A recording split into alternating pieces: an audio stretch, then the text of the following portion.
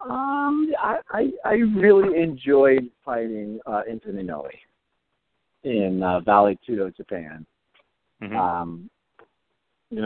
For two reasons. It was a really tough contest, but it was also it was a very intimate, knockdown, drag out battle.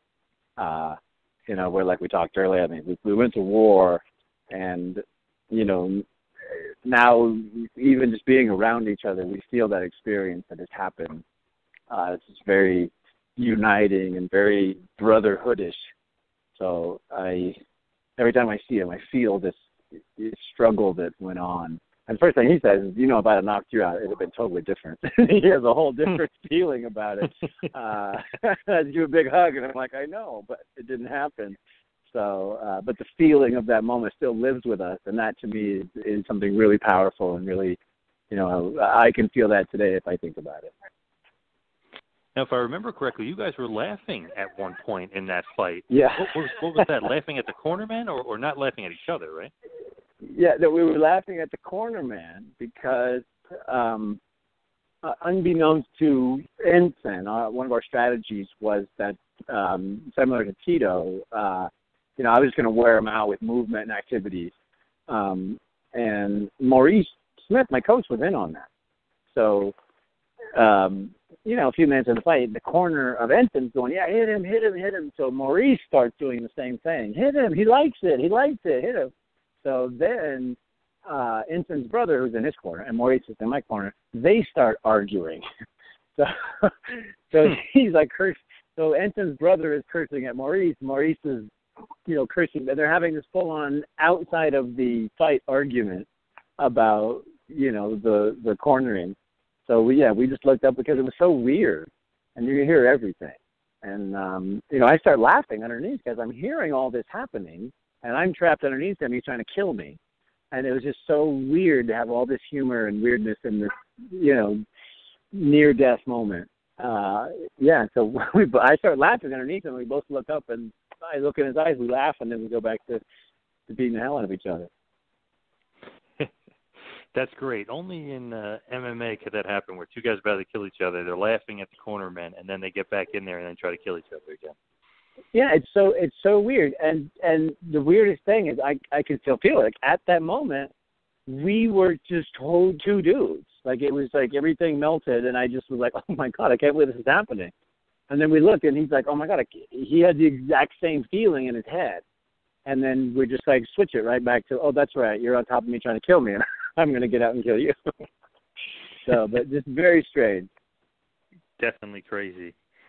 Now, did you like your kind of foray a little bit into pro wrestling with when you were in U-Style in Japan Nakamura? It was kind of like a work shoot. Did you enjoy pro wrestling at all at that point? I thought I was going to more, but I couldn't get the fighting out of it. So I'm certain Nakamura thought it was going to be more of a entertaining match, but the minute it started and he smacked me, all the fun, cool looking stuff went out the window, and I was like, I just got to kill this guy. Because my problem was, I got really good at fighting. It started becoming my nature, and then the minute I got scared or hurt or hit or whatever, the first thing was, well, I got to kill this guy as quickly as possible, and then everything got messed up. So I thought I would like it more, and the reason I didn't do more is I realized I like performing with that edge and that intensity and that risk involved, and the rest of it, it's really hard for me unless it's an emotional risk or we're, acting or something like that. And it was definitely, it wasn't the same Frank Shamrock, if you will, the one, the killer, who comes out, in the MMA world. But, I got to ask this because when this whole, JBL thing came out, and obviously Moro's best friends are Frank Shamrock and Bas Rutten, so it's funny, you just look at it and you think to yourself, who would win in a fight? And I think I'm pretty confident in this answer, but who would win, JBL versus Frank Shamrock? Oh, my gosh. Well, I would beat up pretty much, everybody in the world. I think JBL is a sweet old guy. So I think, unlike most people, I still train every day. I still work out every day, and I'll still smash 99.9% of other male humans on the planet. He is, he is a big guy though. Big old tough Texan there. You think what would the strategy be? Would it be like the Tito Ortiz strategy? You're going to wear him out? No. Got big guys like that. Now they know how to strike. They just stay on the outside, and they don't have enough speed to keep up. And my powers developed such to where, a couple shots and they all go down. It doesn't matter how big they are. I mean, I fought Kosaka. He was 240. Oh, yeah. And I fought guys that are 270, 280. And it's just about how much damage you want to take. What do you want to do to apply the action? And I used to tell Bob back in the day, I was like, we had a fight one time to fight Buster Douglas, and he was a big star because he needed money, and Bob's like, well, can you beat him? Because that's how it used to be. Can you beat him? And I'm like, yeah. And he goes, what if he hits you? Like, if he hits me, he's going to kill me.